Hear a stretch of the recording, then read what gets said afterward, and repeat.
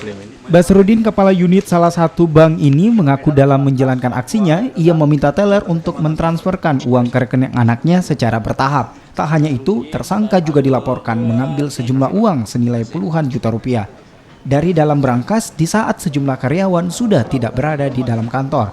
Saat ini, polisi juga menyita sejumlah barang bukti, diantaranya berkas rekening koran dan kwitansi pengambilan uang dari brankas. Bank tempat tersangka bekerja mengalami kerugian uang operasional harian sebesar 700 juta rupiah. Jadi sesungguhnya seorang cash teller tidak mempunyai kewenangan untuk bisa meminjamkan uang hasil operasionalisasi harian kepada siapapun pejabat, karena uang tersebut harus disimpan di dalam brankas.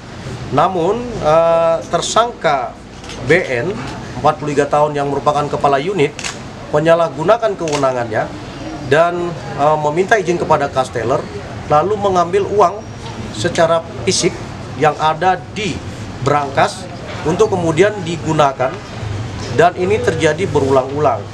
Menurut pengakuan tersangka memang sejak Maret 2018. Namun